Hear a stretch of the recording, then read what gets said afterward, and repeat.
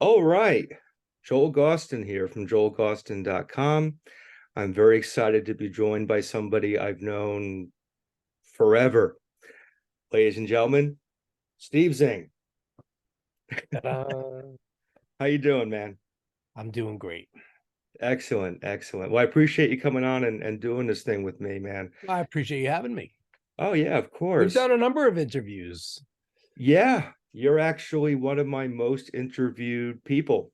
So I thank you for that. I roped you into something else, so Hey, anything for you. I appreciate that, man. Well, there's a lot of things we could talk about. I think most people who would be watching this video know at least a little bit about your history with Samhain. And of course, you're now the long-running bass player for Danzig. And you've done a host of other projects under your own steam. But I wanted to kind of focus this chat on one band in particular that was active decades ago and has been active again in recent years, Mourning Noise. Yeah. And to kind of give a super brief history lesson, because I think this is kind of well known, um, you were introduced to the Misfits growing up in Lodi, New Jersey, through your schoolmate Doyle. He invited you over to his house where he and his brother Jerry lived and where the Misfits rehearsed. This would have been the lineup very early on with Glenn Danzig, Jerry, Franche Coma, and Mr. Jim, which puts it around 1978-ish. 78. Yeah. Late 70. Yeah. Almost 70. So by 1980, thereabouts, you started playing in your first real band, which was called Implosion. And Hmm. if I have my history correct, pretty much everybody who was in Implosion ended up in Mourning Noise, right? It was Yeah. Yeah. At one point. Yep. Yeah. Yeah. It did work like that. so it was you, Chris on bass, the original singer for Mourning Noise, Mike Mansfield, and John, right? That was Implosion. Yes. And then Implosion broke up. And I don't know, I guess about a year later, I I was still trying to figure out how I wound up. I didn't even have a license yet. Wound up in a basement in Clifton. I don't know how I got there. So it's just like one of the voids of my life that I cannot remember for the life of me. And I was in the basement, and in that basement was a few of the members that had just become AOD. Right. And they had just broken up a band they had called the East Patterson Boys Choir. But one of those East Patterson Boys Choir, now guitar player without a gig, was Tommy. So I wound up jamming with them on some Misfit songs. I think we did Black Flag amongst other songs. And again, he's now out of a band because the drummer and the other guy, they started uh, AOD. And I said to him, hey, how would you like to play? He's like, yeah. So I remember I went back and I called up Mike and called Chris, and they were all for it. And that's how we started Mourning Noise. Excellent. So you started working with Tommy, and your life has been a disaster ever since, right? Yeah, he's the Just kidding. master of disaster. Exactly. So, Morning Noise kind of hit the ground running. I know you did a lot of shows at, the classic places, CBGB's, Yeah. A7 in New York. Oh, yeah. Dirt Club and so on and so on. And Left Bank. Oh, man. Yeah, we made the rounds. And it was kind of different because we weren't a hardcore band. And at that point, hardcore was huge. Right. Mhm. So there was that middle, that crossover time. And the band lasted all of 2 years before I kind of put it to rest to do Samhain. It was going on during the beginning of Samhain, and then finally it just got too much. And you know, at that point, Chris wasn't really into it.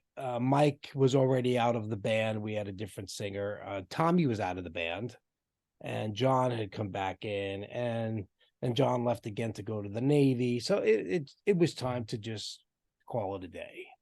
Mm, mm. Well, before that decision was made, Mourning Noise had done a lot of recording, uh, Yeah, some of which ended up on the EP from '82, that you had independently released, Day of the Dead. right. Um, Dawn of, Dawn of Dawn of the Dead. We both had long days. Yeah. A classic record. And from what I understand, Glenn, who you were, getting very friendly with at that point, helped out with some of the logistics with that, right? As far as steering Well, you. he pointed me in the direction. I actually found the record pressing plant in Long Island, which he wound up using for. We used it for our first Samhain album. He used it, I think, for Misfits, the Die Die My Darling, I believe. Uh, Possibly Who Killed Marilyn. I don't remember. Um, we He also drew the cover for me. So you Mhm. get the purplish curtains with the bats holding the curtains back and stuff. So, and then at that, there's a picture of myself, Chris, John, and a mannequin. All right. Hmm. So, and the mannequin was because the pictures we had taken previously didn't come out. Tommy had wanted no part of it, and Mike, we were on the outs with Mike, and vice versa. I did call him to ask him if he wanted to redo the pictures. Again, he didn't want anything to do with it. So Chris had a mannequin. We dressed the mannequin up in a black cloak, and that's what we used. And that's what's on on the cover. And what's funny about that is years later, when I first discovered Mourning Noise, or shortly thereafter, hearing Mourning Noise for the first time, was when I got that Live Nightmares split live at Oh, FMU right. single with the Parasites on one Yep. side and you guys on the other.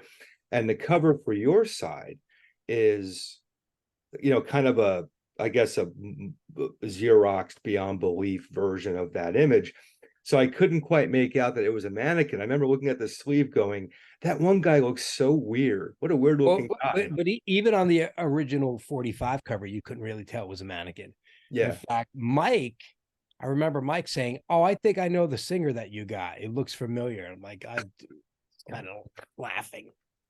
And Glenn's like, "You sure you want the mannequin?" I'm like, "Yeah." He goes, "All right, it's your record." Yeah. But it was definitely, to my eye, something was just slightly off with Yeah, that. oh yeah, It absolutely. wasn't, a perfect replacement, let's say, visually.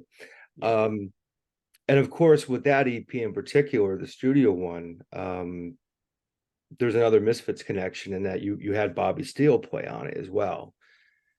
right. He had done some effects with the guitar for that recording. And Yeah. we should mention, you and I share a band in common because we both played with Bobby and the Undead at different times. So, Hmm. um, so Bobby was involved in that. Yeah. So George Germain, who Hmm. was a helper to the Misfits, um, on their records and stuff. He helped us do that, and he thought it was a good idea to call in Bobby to play some extra guitar, and that's how that came to be. Did you know Bobby already at that point? Uh I had met Bobby once or twice well, more than that. I met him once or twice at a Misfits rehearsal, but I met him before he was in the Misfits. So when in 1978, I was in eighth grade, and the boys club used to put on this Valentine's Day dance get together, and Bobby's band was playing the dance. And I went up to Bobby and I said, "My friend's brothers got a band called the Misfits." But why I did that was Bobby was playing Ramones, and nobody that in my grade at that time knew who the Ramones were. He's like, "You know who they are?" I'm like, "Hell yeah." And I'm like, "My friend's brother's got a punk band called the Misfits." And he goes, really? And then soon after that, he joined them. So it's So your fault. yeah, it is my fault. It is my fault, I guess. Yeah, I'll take the blame for it. And I'm glad you mentioned George, because I think in many ways he's an unsung hero in the history of, Most people don't even know what George looks like. yeah. This is a picture I keep up on my mixing board desk, and that's a picture of a young George playing a guitar. That's the only really known picture of George that his wife gave me. Wow. Yeah, so it stays up on my mixing board, you know. Cool.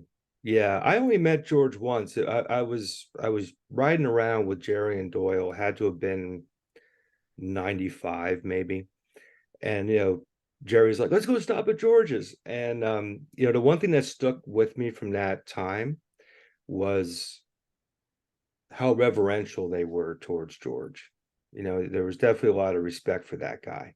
Yeah, George was one of those, he was an old beatnik who just knew a little bit about everything.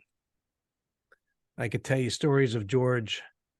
I'll tell you one interesting. If you notice, if you took the original Mourning Noise 45 on the back, it's a dedicated to the Duchess. Right. And Duchess was his dog. He used to breed boxer dogs, but Duchess was his little baby girl dog who had gotten a tumor the size of a basketball. Now, this is early 80s, so we're talking 1982, all right? And I remember getting a call from George going, I need your help. And I'm like, what's that? He says, well, now, again, pre-internet, all right? No cell phones, no computers.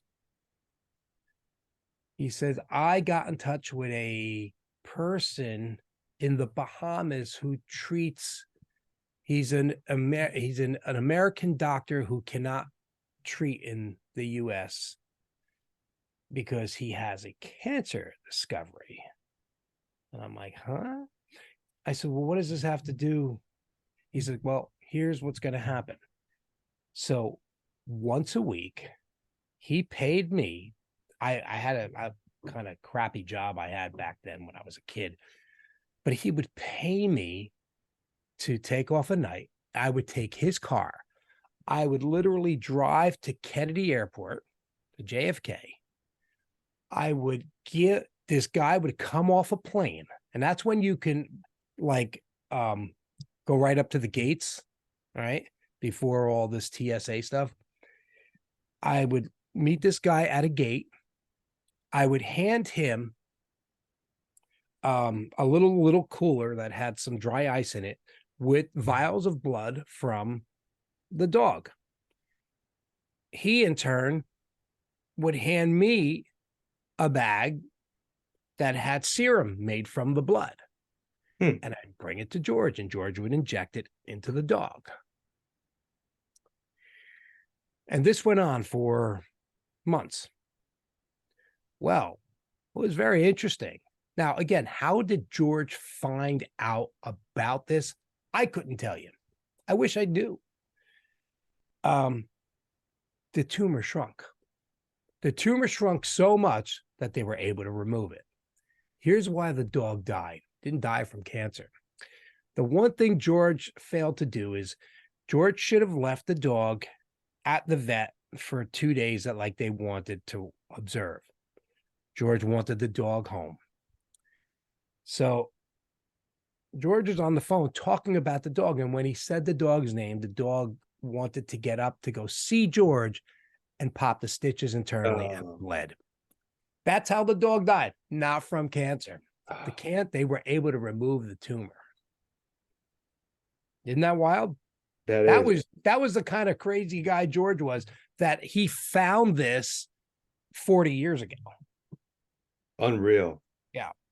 Unreal. That's why the Mourning Noise 45 is dedicated to the Duchess, because that was the Duchess, the dog. Yeah. Yeah, I've heard nothing but great things about George from He was all the crazy. guys. He All of was them. out of his mind. You could go there at 11 o'clock at night, and you'd be sitting in his bedroom, and his balls would be hanging out of his boxers as he lays on his bed. And me and Mike Morantz used to sit there and talk to him. He'd take out his gun. I go, George, put your gun, put it on. He was out of his mind. He was crazy. But we loved him. Yeah, yeah, definitely. And I'm glad his name came up because I know Yeah. he worked with you guys and the Misfits Yeah. extensively. Absolutely. Um, Absolutely. Another person from that time period that who was a real crucial figure for Mourning Noise in particular, Pat Duncan from WFMU. Oh, Pat. Yep. I know the band did play on WFMU. Few Um, times. and I often refer to Pat Duncan as the godfather of New Jersey punk and hardcore because Absolutely. So I met Pat Duncan. I think it was Mike and I. I met him at the Dirt Club. hmm, So Johnny Dirt, who passed away a few years ago, he had the Dirt Club in Bloomfield, and it was one of the first Jersey new wave punk clubs. Right, it was the CBGBs of New Jersey, really. Uh, Mike and I went down there to give a tape. We wanted a show, and he knew I was 15, I think. So he gave us a show. He's like, on the premise that you don't drink. I don't want to lose my license, but if you promise me that you won't drink, he goes, you can even come see shows. And I saw 999, and the guy at the door knew who I was, and they let me in, and I'd stay away from the bar, and I remember going to see some band there called the Speedies. right. Yeah, yeah. And Pat was there, and Pat would go to these shows, and he'd bring his cassette deck, and he'd plug his cassette deck into the mixing board, and he would record the shows there. And that's the first time I met Pat. Mm. Realized he had this show, and he had booked us. Well, once we had formed Mourning Noise, and yeah, because we played there as Implosion as well. So yeah, but Pat had so much influence that we even dedicated the reissue that came out a few years ago to Pat, Right. because it really Pat, uh, he was responsible for that show every week, and he was bringing cases and cases of records. Unbelievable the amount of tapes, the amount of bands he had on there. He had Green Day, he had The Offspring, he had all kinds of punk bands. You name it, he had it. And it was even Glenn did an interview on there. And actually I called into that. Somebody sent me a clip of that last week. We were actually in the midst of recording Mourning Noise then. So but yeah, Pat is definitely the godfather of New Jersey punk. Absolutely. And he carried on with that for decades. I remember one of my old bands played there probably 4 times. Squiggy? Yeah, yeah, Squiggy. Yeah, yeah. And then I played there with the Graveyard School and with the Undead. So I was in that studio many times. Then I went back to do Diane's show years later. So Sure. I was practically living at FMU at one point. Well, both Pat and Diane, I mean, Diane too, Mm, really for years carried that torch after Pat. right. And because she used to help Pat in the studio, set up the bands, especially when they moved to Jersey City. I remember. I think she was in there in Bloomfield as well, or East Orange. East Orange. Yeah, yeah. The house, the old Yes, house. house. Uh, but when we first went, and the recording that's on the Mourning Noise album, the live part, Mhm. that was done in the building. That wasn't the house yet. Oh, They used to be in like a student center, mm. and that's where that recording was done. That's great. I mean, I remember even by the time I was getting on Pat's show, one of the fundraisers, I think it must have been in 97 because they had a t-shirt for the year 1996. It was a list of bands on the back. So we all played live on Pat Duncan's show. And the font was like this small. Yes, I There know. were so many bands. There's like a block of band names on the back. And you read some of the band names and you're like, oh my God, that band ended up becoming millionaires. And this one toured the world, you know? He had them all. And it was great. He came down to our show last month when we played with Prong. Mm, It's always great to see Pat. yeah. Always great to see Pat. Yeah. He's Yeah, he's a hero of this whole thing of ours for sure. absolutely. Uh, Absolutely. and you know, you mentioned recording with Mourning Noise, and there was an entire full-length album recorded. Yeah, so we recorded that album like almost twice. It came out in 1997, I want to say, under another label, part of it, not the whole thing. Mhm. And the guy would never put a barcode on it because he didn't want for it to go into big retail stores because he didn't want them to come back. I think it was more of a for a tax thing more than anything. And and then he faded away, never heard from him again. And then it lied dormant. And I remember getting contacted by Cleopatra Records about putting it out. And that contract sat with me for quite a while, maybe over almost 2 years. Mm. And finally, I'm like, we got to do something with this. So, did it. And it was put together kind of during right before COVID. And then, of course, COVID hit and then it came out. So now it brings us to, let's call it 2 years ago. So it gets re-released 2 years ago. And it does really well. Kept selling out of all the different pressings of the different color vinyl and whatnot. And we're like, wow, that's pretty cool. Maybe we should, do a few shows. Mhm. Why not?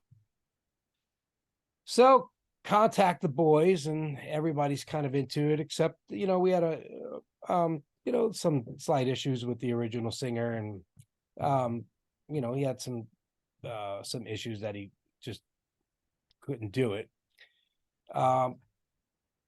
And we decided to hold auditions. So I put it in Tommy's hand, and there were some people that sent in tapes and things like that, tapes, MP3s and whatnot. Right. And we went to this rehearsal studio, and Robbie came down. Now, I've known Robbie since he was a little kid. Right. Right. He Yeah. was like 11 or 12. His dad has taken him to Danzig shows forever. I remember he came to the Samhain reunion in 2014. So he came down and he kind of knocked it out of the park. Yeah. Totally. And I knew that like his whole demeanor, the whole thing was interesting. So we did a show, we kind of lied dormant, and then we decided we're going to write some songs. Mm. So we did. And it at that point, John was still playing with us. And then we put out an EP that was a year and a half ago At the Seville. at Seville. And so now the contract was just signed for the full length album, which Great. I was just approving artwork earlier today for it. And it's a different direction. I want to say it's Mourning Noise matured.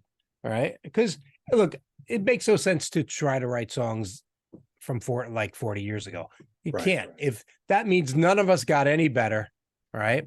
And it's already been done. Right. All right. So we fast forward and it still has the edge. It still has the punk vibes, but it's a bit different direction. And Robbie's his own person. He can't imitate the old singer. Doesn't make sense. In fact, we only do like one song or one old song.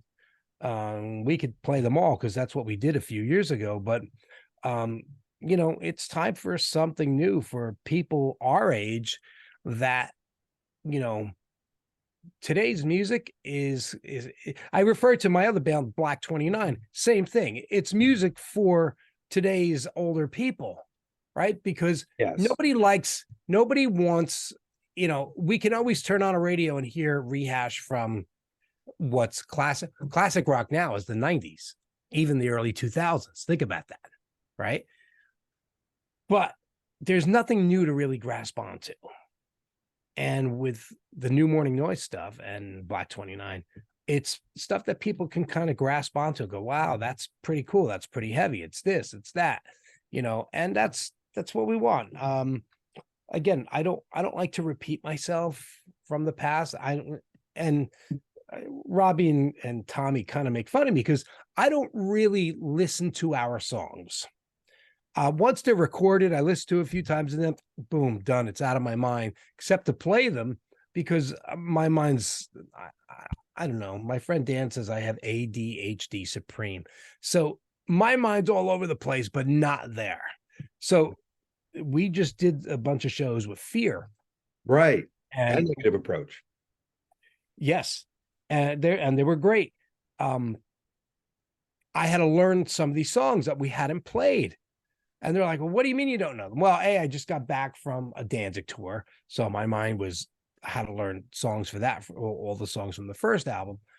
And B, it's like, I had to learn. I'm sitting there listening to the songs over and over and over and the beginning and all that stuff. But we got it. It was good.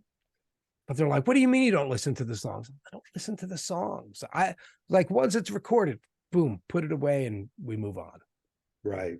But we the great thing about this is, Robbie's just, he's a full-time musician, with his own stuff and with this. And, so I, between myself and him, and then Tommy and Chris join in and we spit out ideas and boom, we have a song in no time. And we've recorded because I have this studio here. So it's really simple. And it's always very productive. Like Chris and Robbie were here the other night and we got another song down. So we'll record it next week. Done. And Tommy at first couldn't understand it because Tommy was in this thing like, wait, I'm used to going to rehearsal studios and going over songs over and over. And then I'm like, nope, we're going to write it and record it. Done. Right. It's not rocket science, right? We're not launching rockets. We're fucking writing songs. Let's write the song, record it, and we'll build upon it. And that's it. And to me, it doesn't break it breaks the mold in the matter that owning your own studio is great and it's a bad thing, right? You're not paying. So usually when you go to a studio, time is money and the money's yours. Right. In this case, it's only our time, but we get to do this in really so fast. Like what we'll do is get all the basic tracks done after we write the song right there. And then I get behind the drums. We do some, basic rhythms. In the next few minutes after that, Chris has his bass parts down. Tommy starts his part, and then Robbie will come out back the next day with lyrics, do the vocals, and we mix it, and it's done. Move on. Yep. So that's where it brought us to now, and of course, the band was frustrated at the beginning of this year, and they were frustrated, and they were all mad at me because we had no gigs. And there was a reason for that. I didn't want to take just any old gig. And, we went from playing Dingbatz last year to opening up for the Misfits at the Prudential Center. Right, right, right. Not so bad, right? No, not at all. And then we did the Fear shows, and we did a show with the Cro-Mags. Mm. And so, and that was very interesting. And we had to, talk about be on your game, because you got a hardcore band like the Cro-Mags, who are Harley invented New York hardcore with the Cro-Mags. He made that crossover from punk into metal, right? Kind of like what Motorhead did, on the UK side, and brought that over. But Harley took that hardcore vibe and just, and thrash, and it just became that thing.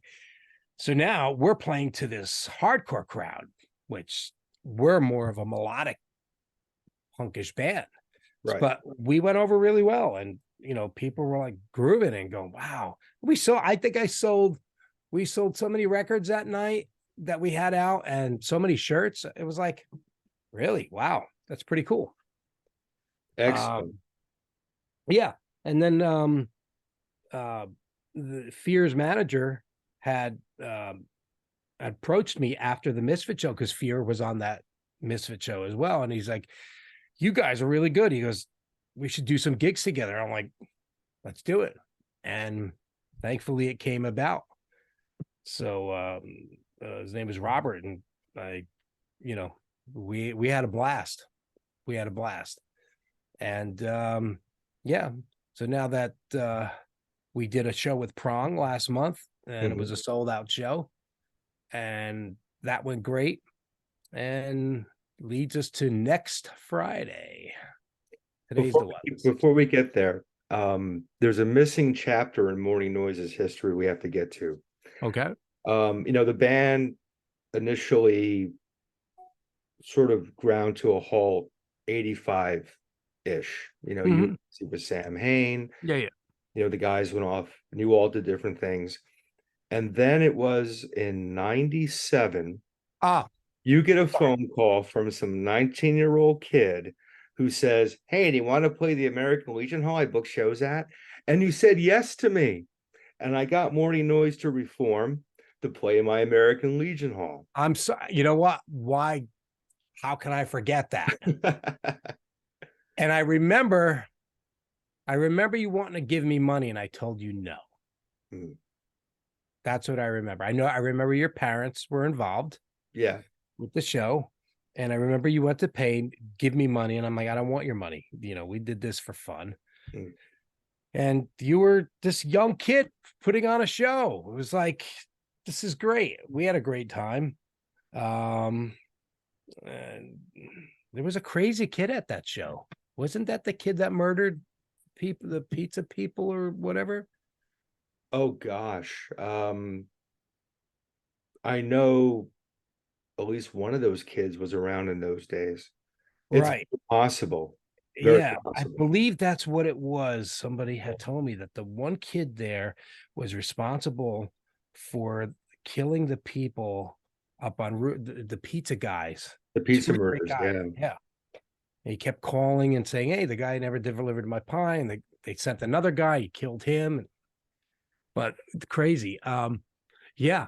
And yeah, so that was 97. That was 24 years ago. Oh no, 26 years ago. 26 years ago. I know. And I should mention, you guys were kind enough to let me play drums for a song at the end of that. Remember?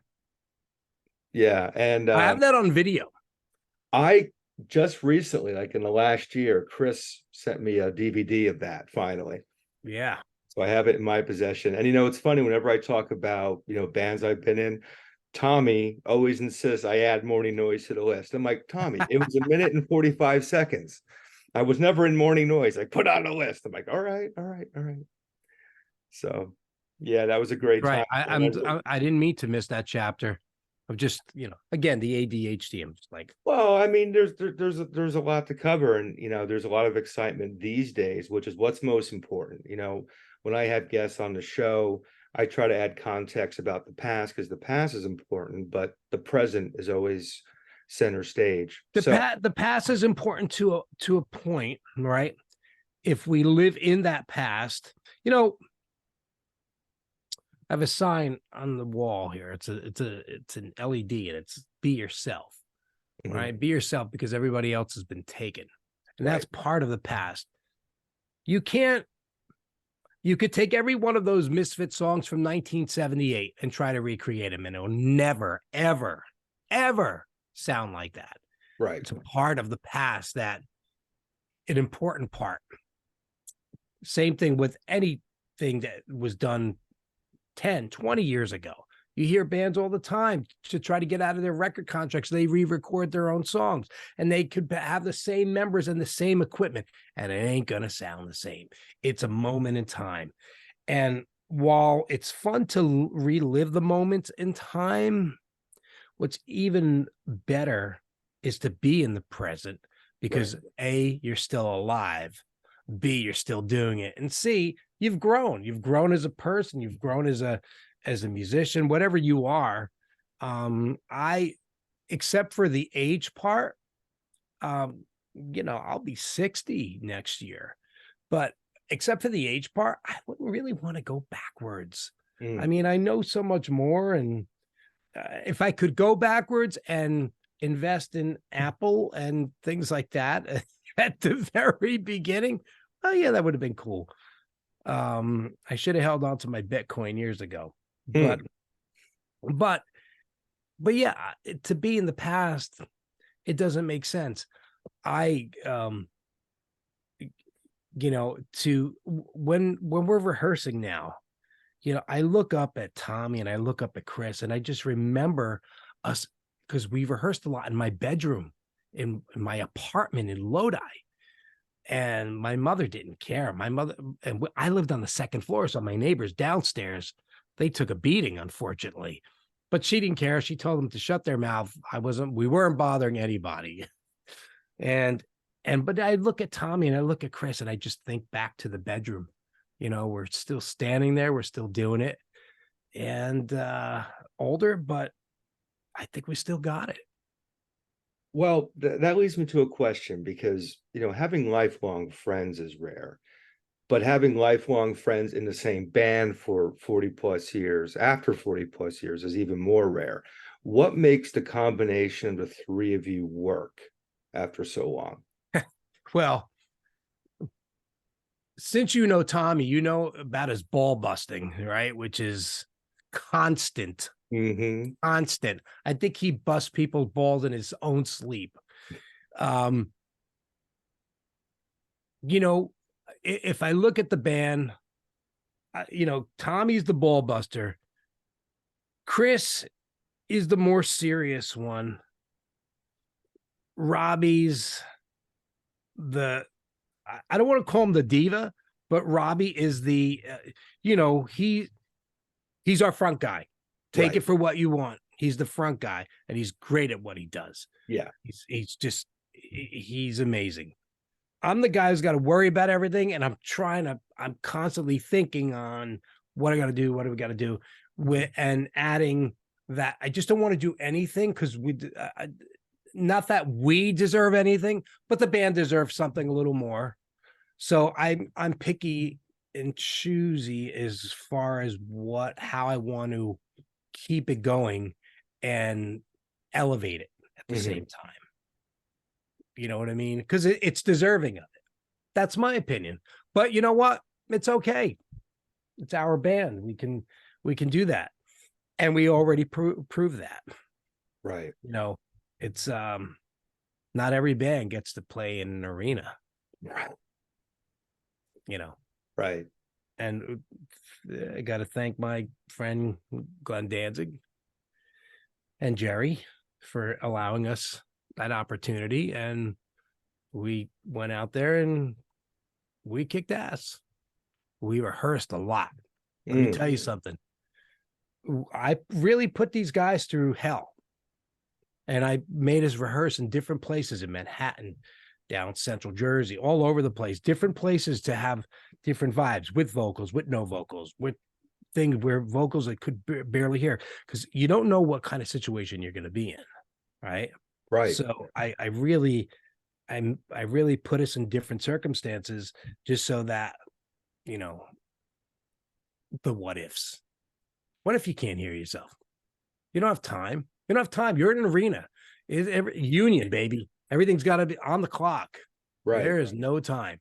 So, and it proved to work, and everyone played great, and we really, it was a game changer. It was one of the pivotal moments of my career. And now look, playing in Danzig, of course, is, what can I say? Every time it's 18 years now. I've gotten to play in front of tens of thousands, 80,000 people, 100,000 people. And that's beyond my wildest dreams. But taking something that I started with childhood friends, that started in my bedroom, Right. and was brought out to the masses like that, is something that it's a fulfillment that it's so hard to explain how that feels. Yeah. And and you know what? I'm so proud of it.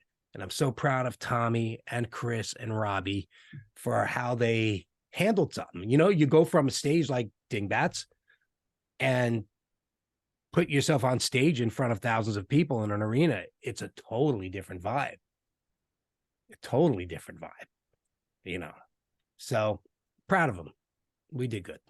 Absolutely, man. So let's talk about next week. You've been doing annual Black Friday charity shows at Dingbatz for a few years now. Yeah. Tell me about that event. I know Friday you're going to be doing you're doing a show for different charities, including food banks. So Yes. walk me through how this whole thing came to All be right. and how So, it continued. 9 years ago, it was after the Samhain 2014, the 30-year reunion. Mhm. I happened to be in a supermarket putting my stuff on the conveyor belt, and there was a guy in front of me with a little girl, and he's checking out, and then he goes to pay, and he opens his wallet, and he's got X amount. It was a $20-$30 difference or something like that, and he starts like putting back food, and I'm like, and I looked at the girl. I go, just ring it up on mine. It's all good. I got it. And the guy's like, no, no, no. I go, it's fine. Really, it's fine. You don't have to put back food. And then the guy kind of started getting all choked up. And I said, "Are you okay?" He's like, "I'm down on my luck." He's like, I have my daughter. She's 4. I have a newborn at home. I lost my job. My wife has cancer. And he's like, it's tough right now. So the cashier, she said, I hate to butt in on your conversation. She's like, hey, you should check out this place it's called Center for Food Action. And I go, what's that? And the guy asked the same question. She's like, well, it's an organization I know that the supermarket donates to, and they help people that don't have money for food and some bills. So I looked it up, and there was one right in my town. So I went there the next day, and I asked them, what's this about and whatnot. And they told me, they're like, look, you would think it's people that are lower class people. He says we get higher people that, hey, we're making $200,000, $300,000 a year. They lost their job. We get people that are sick. We get people that are homeless. So I'm like, wow, okay. So I had a bass drum head that was made for the Samhain tour, and I'm like, you know what? It really bugged me. It really bugged me that this guy's at home. We live in the United States. And here's a guy at home with 2 babies, a sick wife, and no job, can't afford to eat, can't afford to buy the food he needs for his family.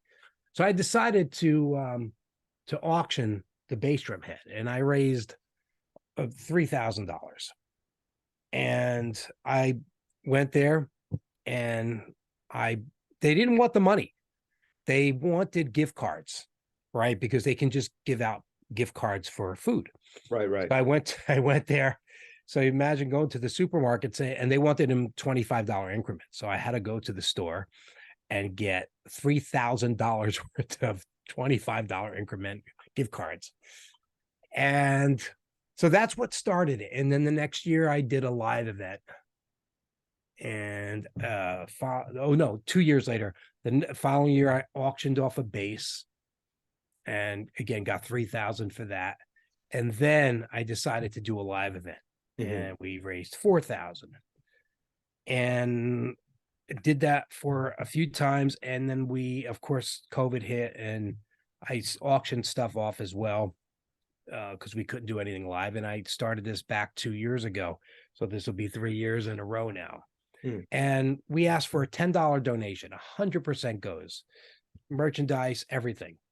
We asked for a $10 donation. If somebody wants to donate $20, even better. There was one guy that said, here's $100. We don't take anything. That's not what it's about. It's just about trying to help people that you don't realize how bad people have it. I mean, you sometimes you think, well, if I can afford to buy a steak for myself, I can certainly afford to help somebody.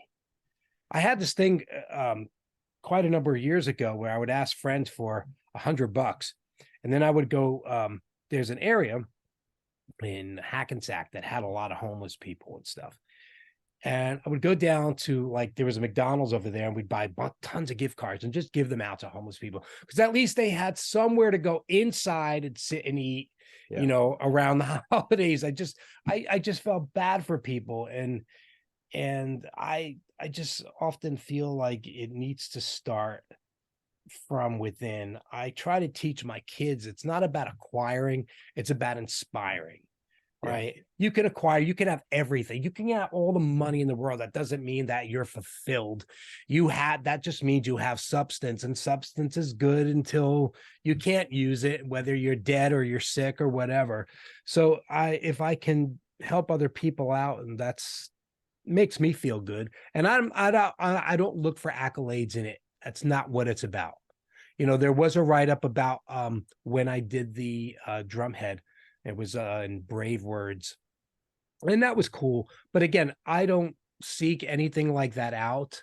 I'm not looking for that. It's just about really helping people that are down and out. And there's more than you think. Oh yeah.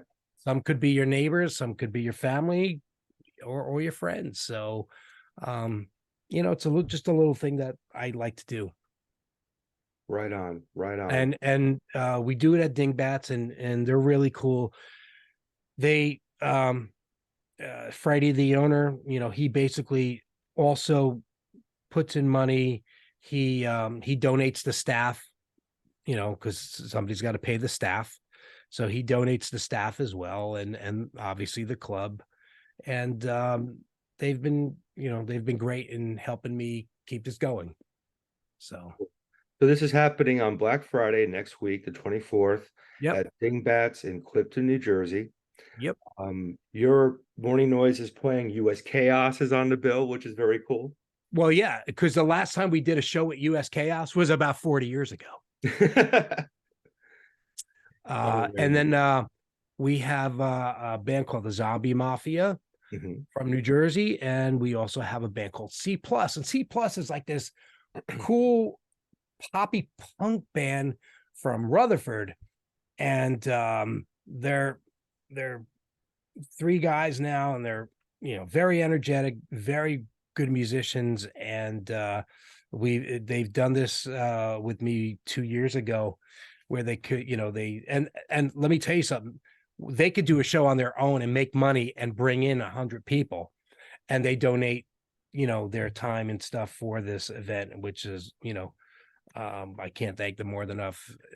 And last year we did it with Chemical X and the Final Girls, and that was great too. And we just a great night. And again, it's just about just trying to help people out.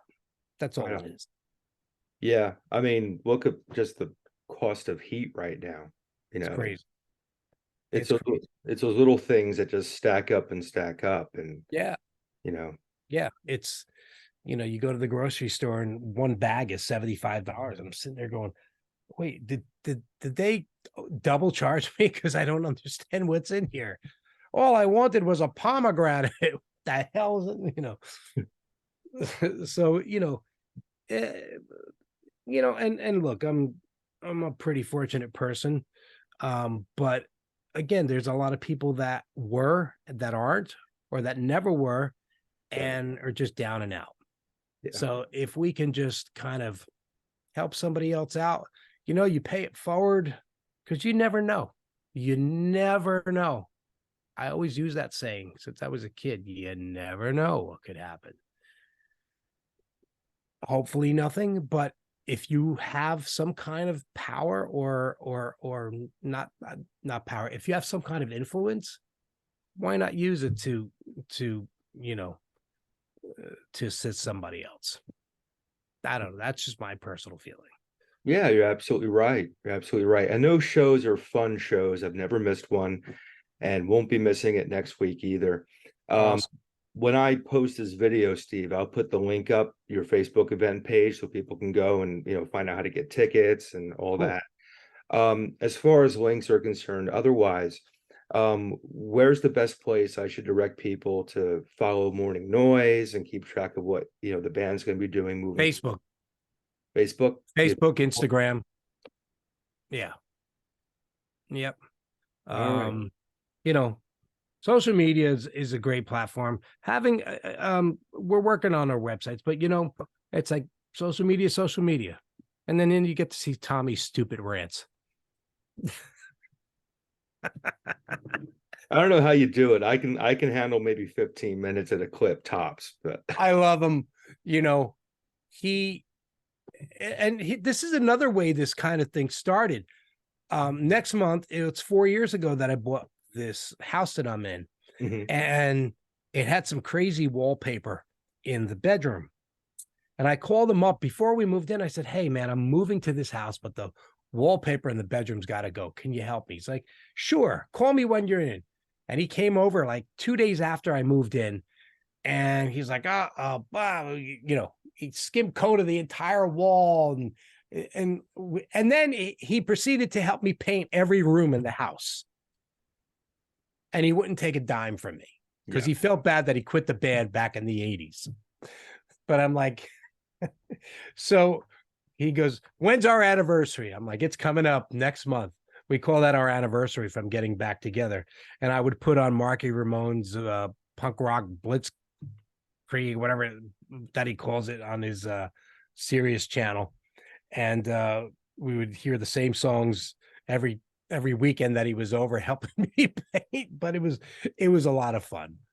Yeah. And I tell you, I so enjoy really playing with him and Chris, and again, Robbie is so fucking talented. I don't know. I look at him and go, damn, wow, Yeah. not bad. Yeah, Not bad, kid. definitely. I love the fact that Mourning Noise is active in the present. As Mourning Noise has always been one of my favorite bands. Um, I even coaxed you guys to reform for me at one point, right? So He did it. it's awesome that it's in the present. As far as Tommy's concerned, because I know this fucking Pollock's going to be watching this. We joke around, and we're always going to joke around. But I'll tell you what, I'll look right in the camera. Tommy, you're in a class with Johnny Ramone and fucking Steve Jones as far as guitar players. Now go fuck yourself. All right. Ha ha. Wow. Wow. Well, you know what? He's got that style. Yeah. And when he left Morning Noise in the 80s, it fell apart because he took the sound with it. He had the sound of Morning Noise back then, and he took that, and it was never the same. And just like now, I mean, we've all adapted to a new, not style, but our new sound, our updated sound, right? 40 years later. Look, the Damned have been recreating themselves on every album that they put out. So when yeah. people go, "Well, you don't sound like the old stuff," well, damn, I don't want to sound like the old stuff. Shit. But Why? It's already been done. I like to think of us like the Damned because again, they've always reinvented themselves Right. on every album, and that's why they're still going. Yeah. You One of the know, greatest live bands on the planet to this day. Just amazing. yeah. So, and I Well, mean, fortunately, I got to play with them, with Danzig, and I'm hoping that in the future we're gonna Mourning Noise hook up and play with the Damned. yeah, definitely. I remember when the Misfits played MSG and the Damned opened. You may remember this too. Captain comes up on stage. He goes, "It's good to be back at CBJ Bays." So, do you know that show? I was there earlier during the day, and I was there for sound check for them. And it was me, my wife, and Joe Olivetti, who also had a brief minute in Mourning Noise. Right. And Captain says, "Ah, fucking singer doesn't do sound check. Does anybody know Wait for the Blackout?" And I'm in Madison Square Garden with about 10 other people, and I go like this, "I do. Come on up." And I went, and Joe recorded me singing Wait for the Blackout with the Damned. It was one of the best days of my life, and one of my favorite bands ever since I was a kid. Bingo. Damn. Yes. I, I'll I show you the would, video. yeah, I'd love to see that. That's incredible, man. Yeah. Absolutely amazing. It was hard because they're all on in-ear monitors and there's no monitors. So I was trying to sing and listen. Like, it's crazy, but it was so much fun. Oh God, I can Ah, imagine. I can so imagine. much And fun. that damn lineup they've got now. I know they're switching drummers, but that lineup they had for a few years there was Great. killer. Just killer. Great. Unbelievable. Unbelievable. Yeah. Long live the damned. Hope they go for another few years for sure. Exactly. Well, I've kept you for a while here, so I want to wrap up with this question. You know, you came from this whole Lodi horror punk scene, let's call it, and you know better than I do. You know, it's a rabid fan base. You know, I mean, God, how many Facebook pages are there devoted to any one of you guys and all this? So when you look at Mourning Noise, the Misfits, of course, Samhain, we'll put the Undead in there too. What is it and what was it about those bands in that scene at that time that made it relevant to the point where in 2023, not only are most of those people still active, but there is this amazing, fervor from fans around the world. Because there's a lot of scenes that petered out and didn't do anything. What is it about this particular scene that has enabled it to survive to this day? I'll give you a name, right? And that name is because of everything. And I'll give you two names but one goes hand in hand. Glenn fucking Danzig. Right. Hadn't been for Glenn Danzig, and then you add Jerry to the fold, right? Jerry and his brothers were always very artistic. You couple that with Glenn being artistic like he is, and his vocal approach and the songs, right? Without the songs, it's nothing. But how did that start? Bobby's band, right? Because Bobby was in the Misfits. That started that. Why did I start it? Because of the Misfits, right? So when you look at it, all has to go back to Glenn. Why is it still going? Because Glenn kept it going. Now, I know Jerry had his own thing, but in a bigger picture, we went from, they went from the Misfits, Samhain, and then of course Danzig, which was huge. So there was always that, it was that mystery of what was when Glenn was in the band, because most people at that time weren't even alive when Glenn was singing in the original Misfits back in the day. So it all points back to Glenn Danzig, right? And he is that reason why people wanted a croon in their songs, right? The woes and everything, and it, it's still going. And you know what? You know what's fucking great about it? It'll go on forever. Yeah. It won't die out. Misfits album. Somebody sent me a thing. There's a Samhain. Our first Samhain album was on eBay the other day. $18,000. There was 4 bids. One was $18,000 for a marble cut. So you tell me that album next year is 40 years old. A 40-year-old album is going to go for $18,000. Yeah. All right. So this will continue to go on and on and on. It's got that mystique. And I'm trust me, I'm very honored and proud to be part of that whole thing. I believe I manifested that, and because I remember watching them rehearse, and I just knew that I was going to do it. I knew I was going to be in a band with Glenn, and I did everything I could possibly do to be involved. And George Jermaine was a big part of that, right? We go back to George because George really formally introduced me to Glenn, and that Glenn and I became friends. And when I got a car, I would take Glenn around to get, pick up the jackets for, at that time, I think it might've been Evil Live maybe, or whatever. And, we became friendly. And so it was things like that. And it's been one hell of a journey. We ain't done. Yeah. I believe the road is long, hopefully. Yeah. We got a lot to go. Despite Tommy's aches and pains and being a pain in the ass, besides his pains in his knees and the pain in the ass that he is to me, we got a while to go. Excellent, man. Happy to hear that. Always happy to talk to you, Steve. We were talking before we started recording. You've been a part of every endeavor I've ever done.